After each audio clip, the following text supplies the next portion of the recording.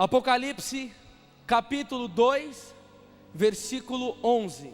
Quem tiver ouvidos, ouça o que o Espírito diz às igrejas.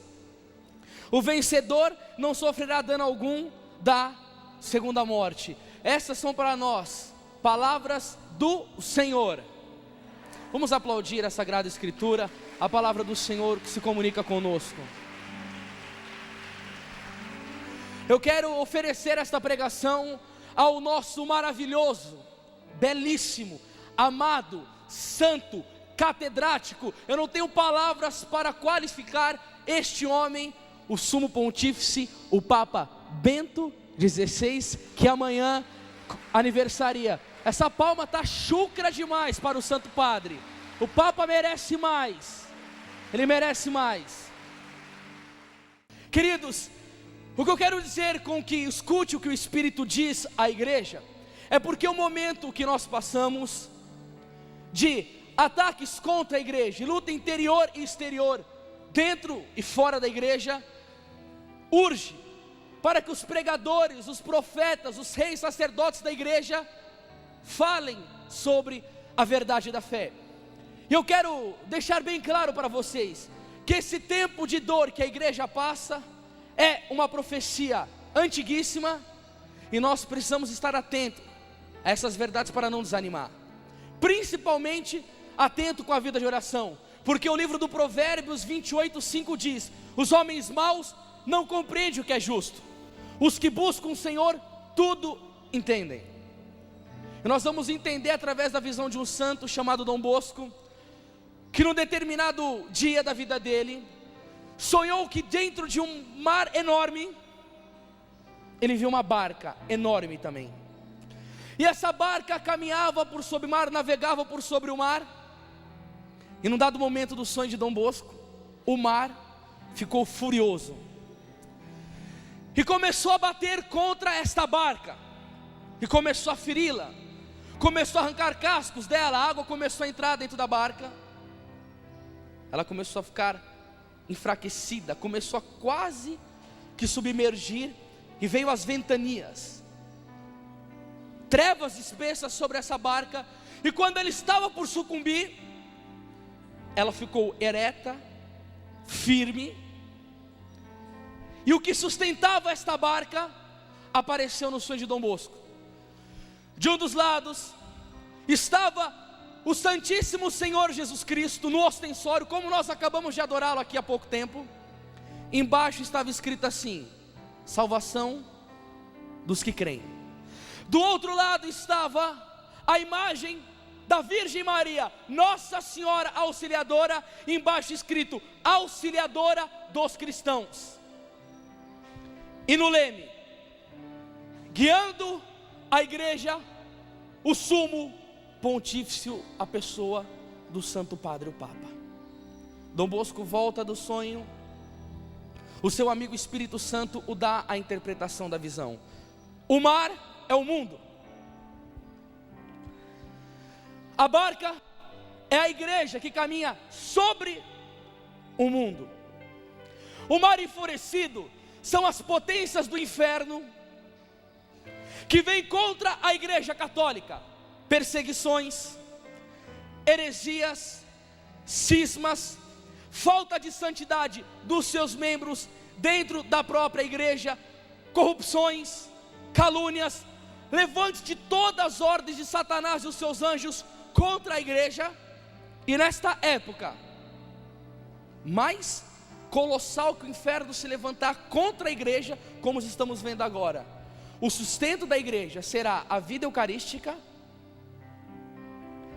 a piedade e a devoção verdadeira com a Virgem Maria, e o respeito e a obediência ao sumo pontífice, o Santo Padre. Caríssimos, se tem uma verdade que eu creio piamente no meu coração, é a verdade que a igreja católica é fundada por Jesus Cristo, e essa verdade vem do Evangelho. Mateus capítulo 16, versículo 16, Jesus está na Cesareia de Filipe com os seus discípulos e pergunta: no dizer do povo, quem dizem que eu sou? Os discípulos do Senhor, uns dizem que é Elias, outros dizem que é Jeremias, ou um dos profetas. Todos erraram. Jesus olha para outros discípulos e diz: e vós, quem dizeis que eu sou? Pedro, como sempre o primeiro, olha para Jesus e diz: tu és o Cristo, o Filho do Deus vivo. Jesus olha para Pedro e diz: feliz é Simão, filho de Jonas, porque não foi a carne e nem o sangue que te revelou, mas o meu Pai que está no céu.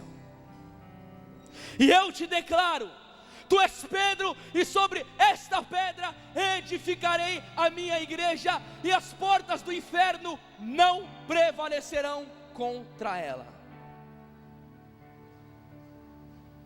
Que igreja que é essa, católico? A igreja católica apostólica romana, e ela tem um fundador, é Jesus Cristo, e ele funda a igreja e não dá autorização para ninguém fundar outra igreja. E a palavra de Deus mais para frente diz no livro de Efésios, capítulo 5, versículo 25: marido, amai vossas mulheres, como Cristo amou a igreja e se entregou por ela. Percebam aqui, Cristo amou a igreja, e como eu disse na pregação da manhã, amor não é ociosidade, amor é entrega. Jesus purificou a igreja na cruz do Calvário, pelo sangue e pela água, e diz o texto: Cristo amou a igreja. E esta afirmação de Paulo me deixa fazer uma pergunta para você, católico, que está aqui no Brasil. Católico, você ama a tua igreja?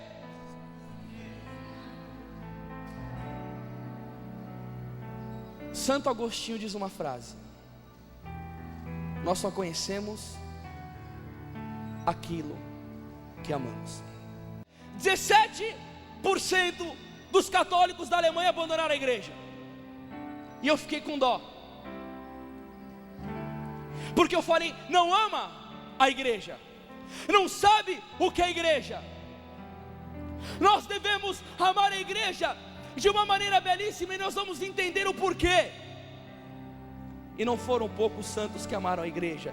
Santa Catarina de Sena, belíssima doutora da igreja, dizia: se morro de amor pela igreja.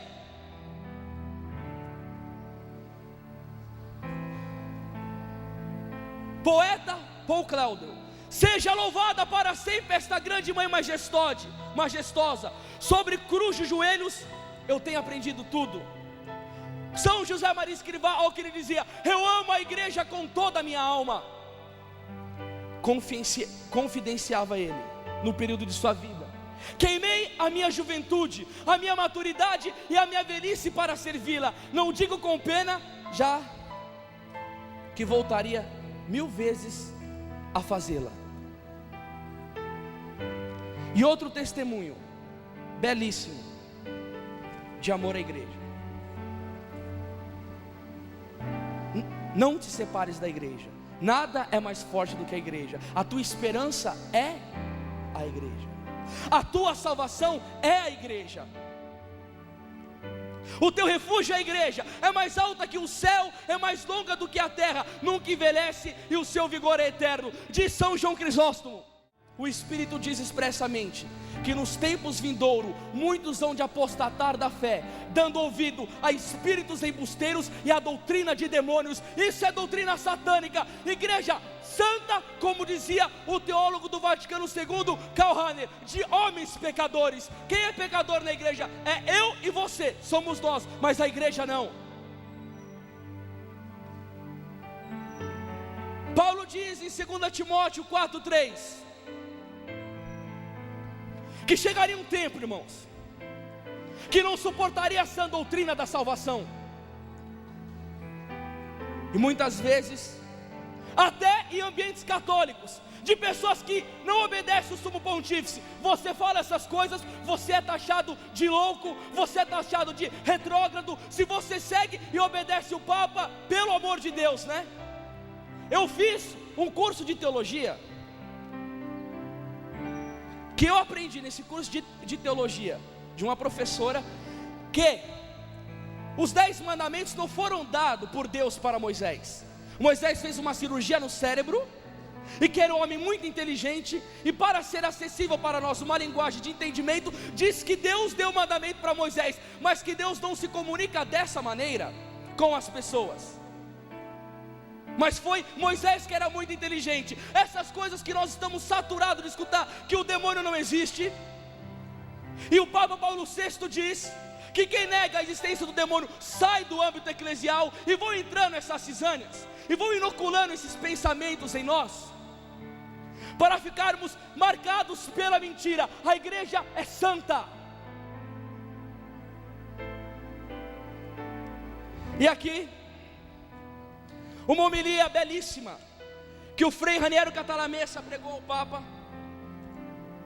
Ele diz assim: talvez alegues, mas então e a incoerência da igreja?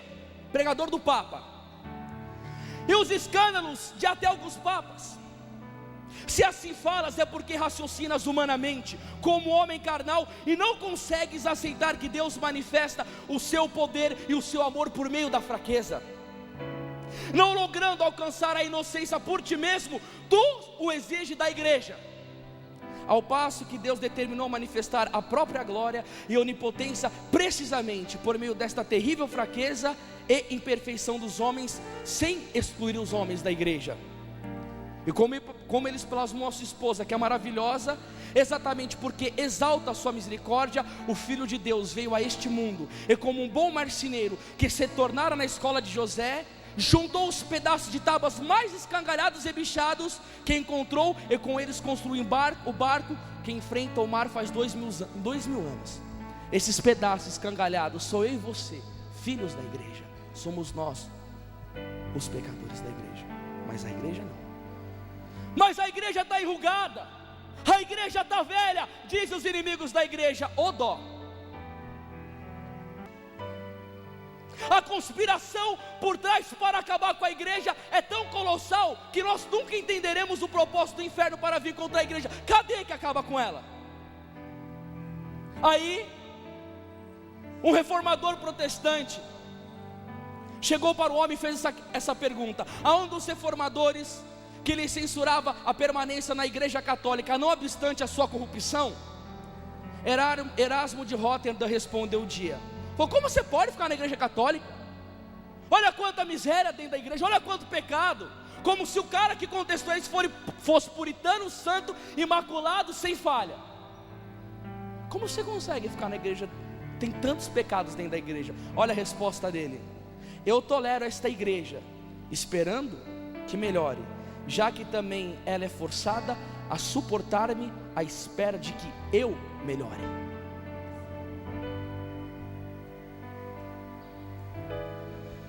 Queridos, nós devemos amar a igreja por uma razão particular, e vocês vão entender. O Papa Bento XVI lançou a encíclica Esperança da Salvação, maravilhosa, porque tem ideologias que têm ensinado o homem a pelejar para ter sucesso aqui, a querer revolucionar aqui. E você já deve ter escutado em muitos lugares: o maior bem que nós temos é a vida. E parece que soa correto, mas não é. O Papa Bento XVI veio frisando: o maior bem que nós temos não é essa vida, é a vida eterna. E quase não se fala mais disso. Parece que os novíssimos foi roubado do vocabulário dos pregadores. Vida eterna, eu fui numa diocese do Brasil e perguntei ao povo: quem quer ir para o céu aqui? Todo mundo levantou a mão. Eu falei para o povo: como é o céu? Ninguém falou nada. O que você já leu sobre o céu? Ninguém falou nada. Como é o céu? Quantas pregações você já estudou sobre o céu? Silêncio absoluto. Eu falei: como você quer ir para lá se você nem sabe como que é? E a igreja católica vai nos dar salvação. Mas Anderson, a Bíblia Sagrada não diz no livro de Romanos: se confessares que Jesus Cristo é o Senhor com teus lábios, e em teu coração creres que Deus o ressuscitou dentre os mortos, será salvo. Maravilhosa a morte redentora do Senhor, que salvou-nos pelo poder da cruz. Mas escutem aqui, católicos: Jesus salva por meio da igreja. Provem, é para já.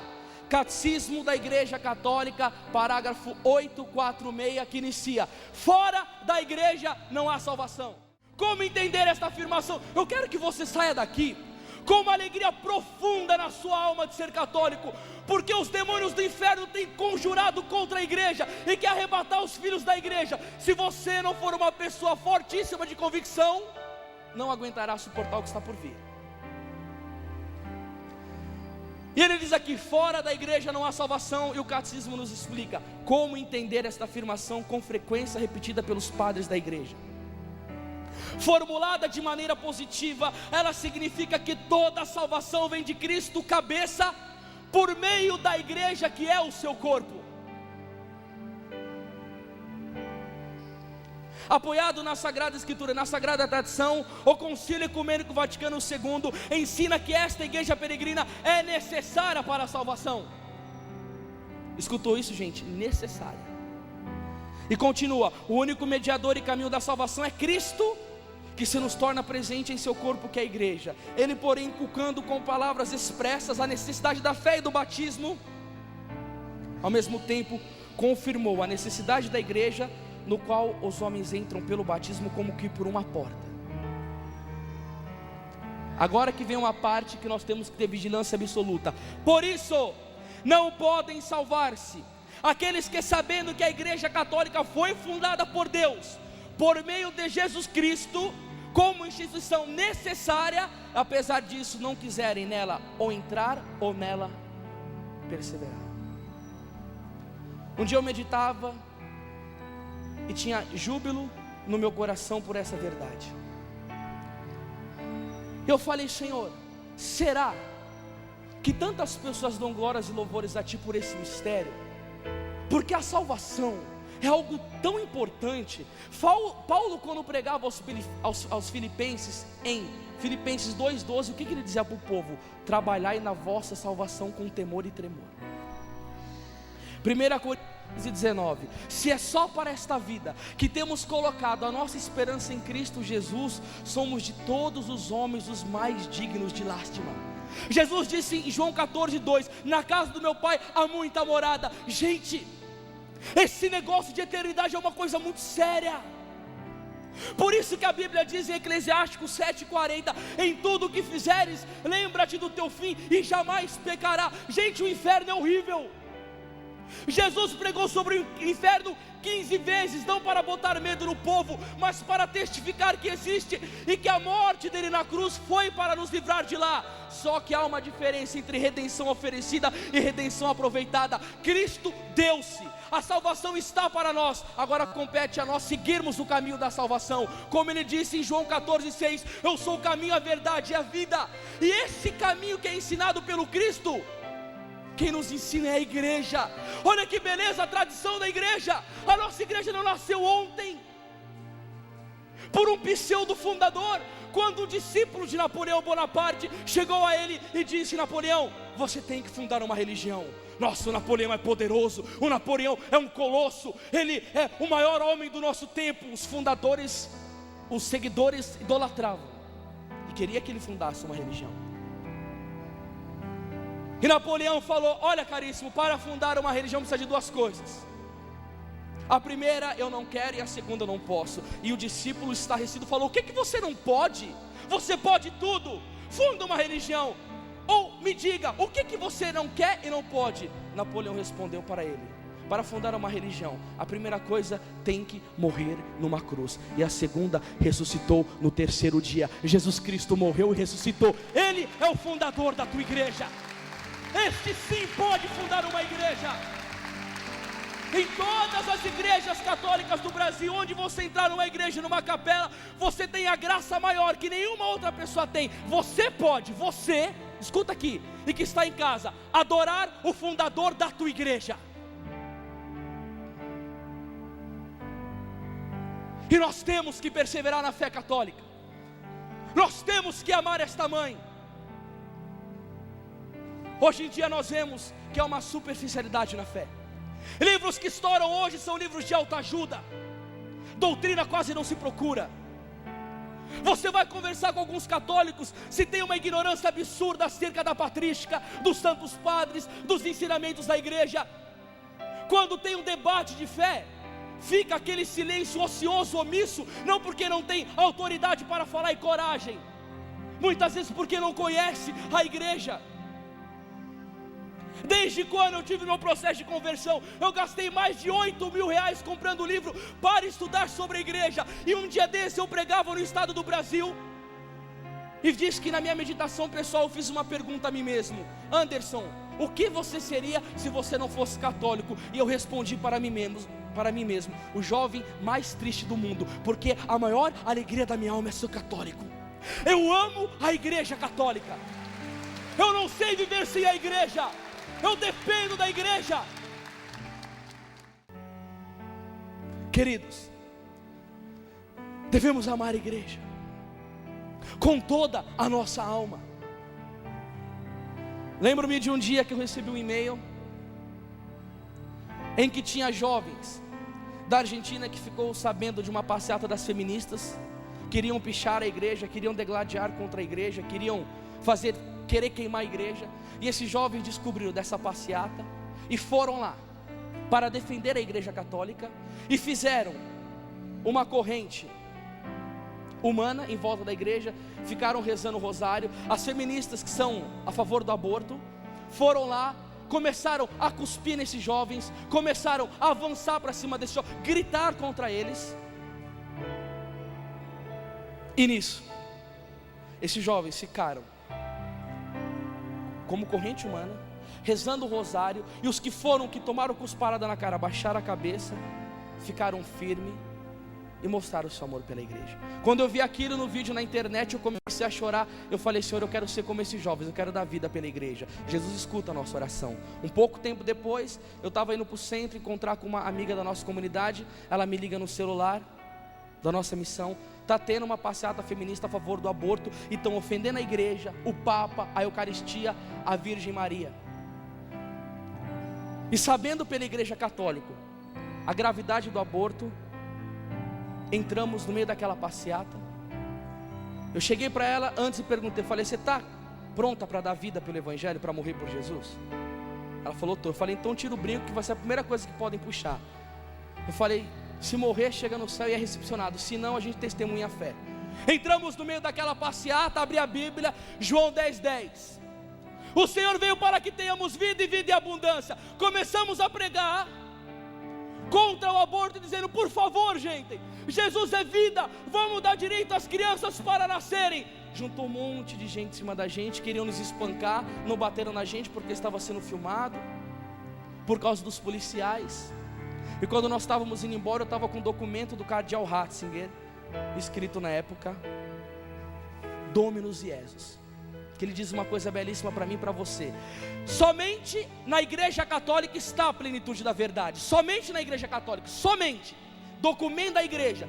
As outras igrejas têm centelhas de verdade, e o que está lá que é verdade é da igreja, pela misericórdia da igreja, e pelas missas que são celebradas na igreja, e pela doutrina da igreja. Saiba disso, o que tem de verdade.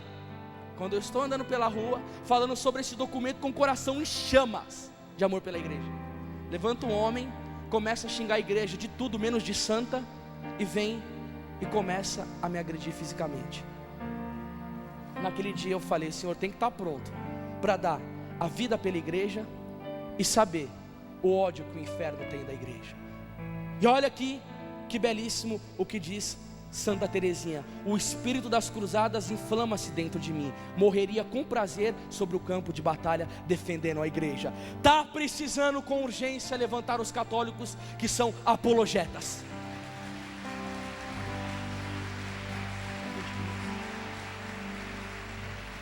Que precisamos defender a igreja, amar a igreja, se consumir pela igreja. E o tempo difícil que a igreja passa,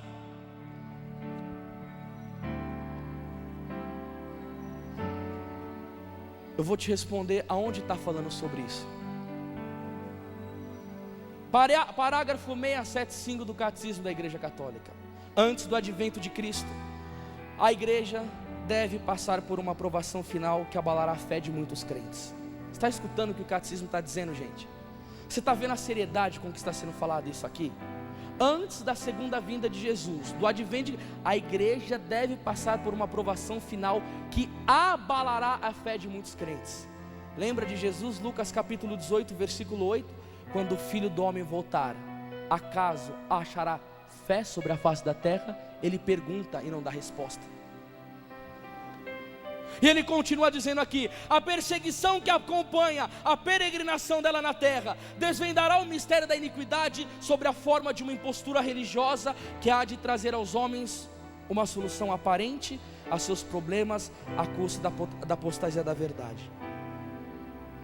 A impostura religiosa suprema é a do anticristo, isto é, a de um pseudo-messianismo que o homem glorifica a si mesmo em lugar de Deus e do seu Messias.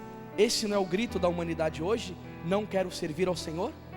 O homem não tem se colocado no lugar de Deus? E o que Satanás quer fazer? Tirar dos católicos o amor pela igreja.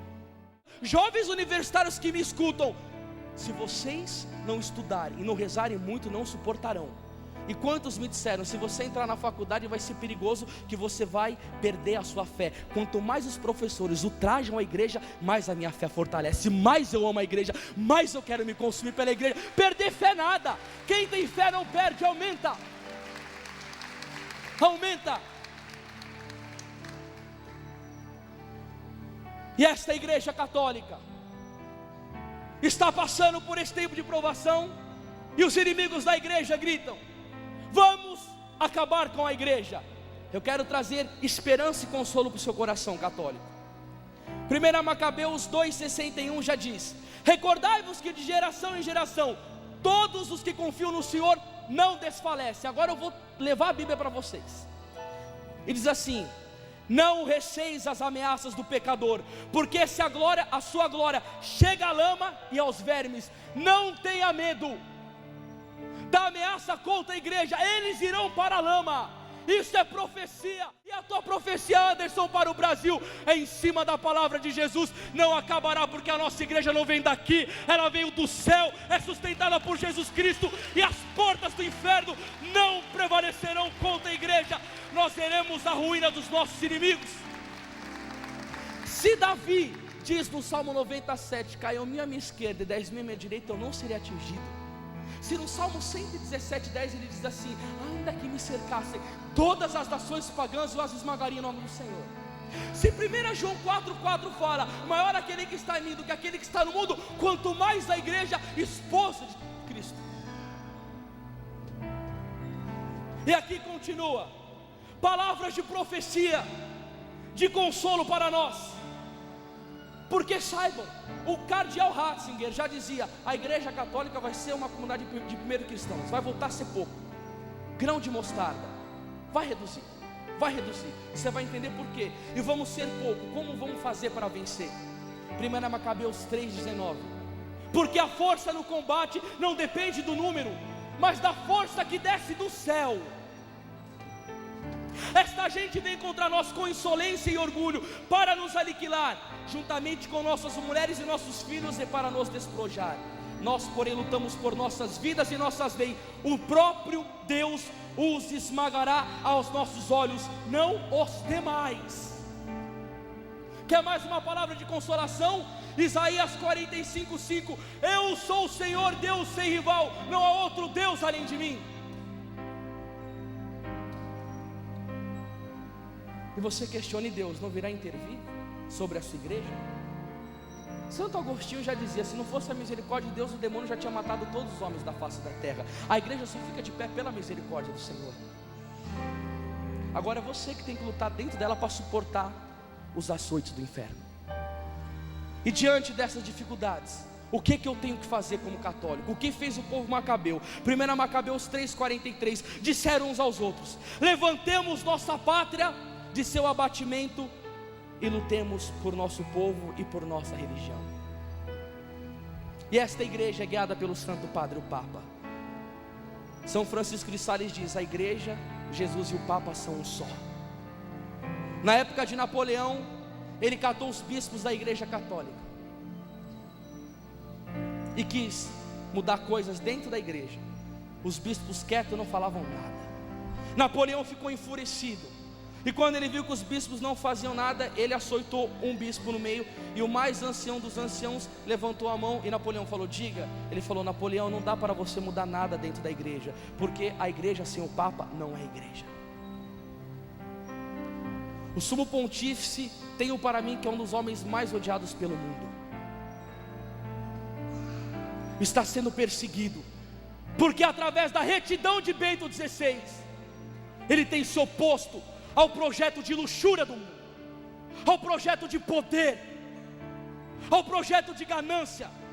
Ele tem lutado contra o inferno amparado pelo Cristo, com todas as potências da alma dele. E não temam com o que a mídia fala sobre o Papa. Não deixe o demônio inocular no seu coração raiva contra o Santo Padre. Isso não é de Deus. Nós temos que amar o Papa. Quando ele veio para o Brasil, que nós fomos no Pacaembu vê-lo, quando aquele homem cruzou a porta do Pacaembu no Papa Móvel, eu fui tomado por uma comoção de lágrimas tão grande. Eu queria tanto dar um beijo na face do Papa, porque eu queria beijar o rosto da igreja. Eu falei: Senhor, nós aqui, católico pequeno, sangrando para dar vida pela igreja, diante de nós está o representante da igreja do mundo inteiro. A igreja católica é una, ela tem um guia. E São Jerônimo dizia: a fé romana é inacessível ao erro. O Papa não erra sobre fé e sobre moral. Não é qualquer iluminado que fala uma coisa aqui, uma coisa ali. Quantas denominações protestantes que tem uma doutrina diferente da outra? A nossa igreja, ela é una. Você sabe o que é isso? Mas eu leio escritos dentro da igreja que discordam do Papa, teólogos que são contra a igreja, que não são seguidores da fidelidade à Santa Sé, que não amam a igreja, é para deturpar. Isso é o que Jesus explicou na parábola do joio e do trigo. Mas vós tendes lido os documentos papais? Nós católicos temos estudado o catecismo, as exortações apostólicas. Nós precisamos estar com o Santo Padre, nós precisamos estar com os sacerdotes. Pelo amor de Deus, que maravilha das maravilhas adorar a Eucaristia. E eu já agradeço por ter um sacerdote aqui no altar, porque isso me dá mais ânimo para falar. Nós adoramos o Senhor Jesus Cristo aqui no altar, né? Mateus capítulo 26, versículo 26: tomai e comei, isto é meu corpo. A graça de Jesus de termos a Eucaristia. Santo Agostinho se assombrava: Jesus, vós estáis louco de dizer: tomai o meu corpo e bebei do meu sangue. Isso que você adorou, que é Jesus, aqui hoje, só é permitido pelas mãos sacerdotais, que é o útero da Virgem Maria. E já dizia São João Maria Vianney: do que adianta você ganhar um baú cheio de joias, de ouros e de preciosidades, se você não tiver a chave para abrir?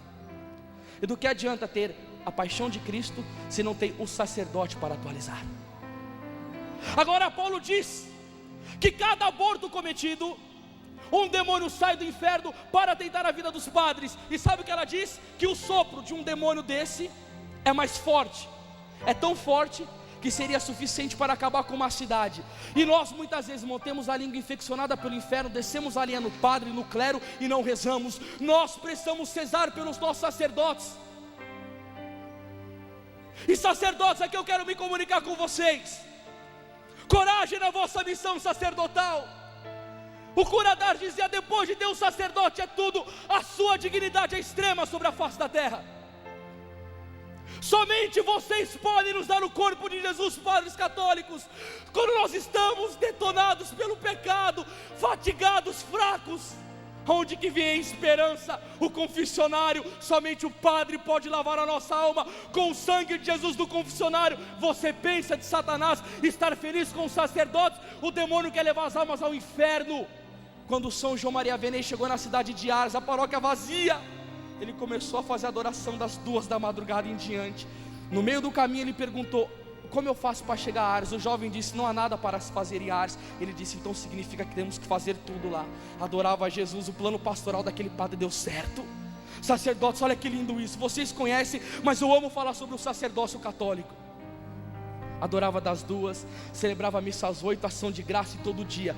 O Santíssimo Sacramento e a adoração à santidade começou a puxar almas para a paróquia. Pregação profética gerou arrependimento. Arrependimento, confessionário. Começou a confessar a cidade de Ars. os cabaré, os prostíbulos que tinha foram fechados tudo, o adultério acabou na cidade, os bailes acabaram, prostituição acabaram, não tinha heresia, a igreja católica era soberana, Jesus na Eucaristia reinava, a Virgem Maria reinava naquela cidade. E um dia o demônio chega e coloca o cura-dardos na parede e diz: eu te odeio, somente este ano você roubou 80.000 almas da minha mão. Se tivesse 3 sacerdotes como você, o meu reino estaria acabado.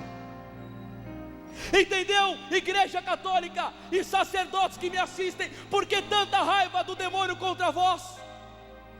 O que seria da igreja católica sem o sacerdócio? Bom, eu disse aqui que o demônio quer acabar com a igreja.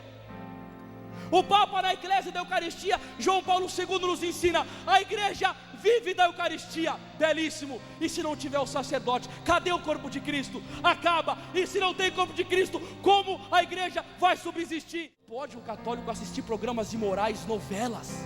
Que nível de catolicidade que é esse? Eu falei de salvação aqui. Santo Antônio Maria Clarete nos ensina: para salvar-se é necessário ter a eternidade na mente, Deus no coração e o mundo debaixo dos pés. Vamos aproveitar esse tempo de purificação da igreja, e como diz em Gênesis 50:20, tirar o mal de um bem. Mas nós só podemos fazer algo através da oração. Santo Tomás de Aquino diz: o que não se consegue pela oração de um, se consegue pela oração de montes. Eu ardo de desejo no meu coração que levante o exército para rezar pelos padres, porque eu prego pela consciência limpa. Padre, eu rezo por vocês todos os dias, todo dia eu rezo pelos padres. Vamos aplaudir o sacerdote. Vem cá, padre. Vem cá, figura sacerdotal. Vem cá ficar perto de mim um pouco aqui, padre. Dá licença, pode aplaudir. É um padre católico que está entrando aqui. Vem cá, padre. Prazer, Anderson.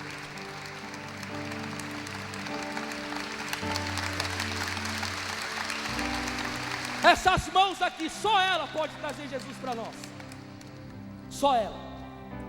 Nós não temos noção do que é ser um sacerdote católico. Se você já enfrenta uma fúria contra o inferno, você imagina o que é um padre. Quando São Francisco de Assis fazia as suas pregações, ele dizia: se eu tiver diante de mim um anjo, e até citava o arcanjo Miguel, o poderoso, e um sacerdote, eu beijaria primeiro a mão de um sacerdote, depois a mão do anjo, porque o que o anjo adora, o padre me traz. Só essa mão aqui, ó. Aplauda com força, católico. Só essas mãos. O Padre Pio, quando via alguns sacerdotes, ele ia correndo de trás e dava um beijo na mão do padre, escondido, brincando, para mostrar reverência. Quando o Santo Ambrósio terminou de celebrar uma missa, uma mulher chegou de cadeira de roda e beijou a mão de Santo Ambrósio. Imediatamente ela levantou. A mão do padre não é uma mão qualquer. Quem compara? Pode aplaudir. Quem compara e fala: leigo é a mesma coisa que padre na igreja? Mentira! Mentira! Eles têm uma dignidade muito maior do que a nossa. E sejamos humildes para entender isso. É mentira colocar o leigo, isso é mentira de teólogos libertadores.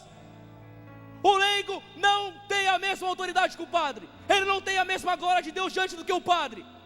Nossa Senhora em Medjugorje diz que a bênção do Padre Pacheco é mais importante do que a bênção dela, porque a bênção do padre é sacerdotal, ele abençoa na pessoa de Jesus. Você sabia que a glória de um padre no céu é mais alta do que a glória da Virgem Maria?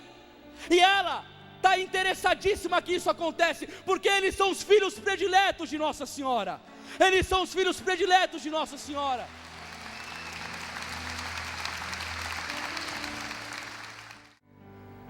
Nós precisamos rezar pelos padres.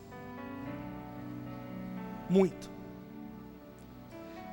E diante desse sofrimento da igreja, que muitos têm abandonado a igreja, no auge da perseguição do Padre Pio, chegaram para ele: olha, Padre Pio, o clero está se levantando contra o senhor, tantas coisas. Por que o senhor não se levanta e não brada dentro da igreja? Ele olhou para a pessoa com aquela cara dele santa, mansa, e respondeu: não é a igreja que precisa de mim, sou eu que preciso da igreja. Nós precisamos da igreja. E novamente eu respondo aquela frase que eu disse, de Santo Agostinho: os vossos aplausos são como as folhas de uma árvore, mas o que de vós se espera não são folhas, mas sim frutos. Padre, fica aqui do meu lado, que eu só quero encerrar, para os católicos entenderem mais ainda esse tempo que passa a igreja. Olha o que dizia São José Maria Escrivá: o vendaval da perseguição é bom. Escute aqui: o que é que se perde? Não se perde o que se está perdido. Quando não se arranca a árvore pela raiz, e a árvore da igreja, não há vento nem furacão que a possa arrancar, apenas caem os ramos secos, e esses, bom é que caiam. Deus está fazendo a purificação na igreja. Quem não for católico vai cair fora, mas quem estiver dentro, o Espírito vai trazer força para perseverar, e nós veremos a glória da igreja. Nós veremos a glória da igreja. Aplauda de pé. A igreja, aplauda de pé isso, a igreja, o Papa, o sacerdócio católico, a Virgem Maria, que é mãe dos sacerdotes, que quer nos trazer a salvação. Todo padre de santidade, de oração, de entrega é profundamente mariano. São Maximiliano Kolbe, todos os santos são obra da Virgem Maria. Assim que eu cheguei aqui, imediatamente eu senti no meu coração a força do Espírito me dizendo para que eu viesse a dizer para vocês: o Espírito Santo está derramando a sua graça, e daqui do nosso meio não são alguns, todos o Senhor está dando a graça pela força do Espírito, para que nós sejamos defensores da igreja. Está nascendo defensores da igreja. Aqui está se levantando homens e mulheres que irão defender a igreja, e o Espírito dará todas as condições para que você defenda a igreja de Deus com o seu testemunho de vida. Amém. Então, mãos à obra. Força nessa palma e vamos aplaudir a igreja católica, apostólica, romana de nosso Senhor Jesus Cristo. E Ele é a nossa força, a nossa vitória. Nosso testemunho vença, que a nossa santidade apresse o Senhor.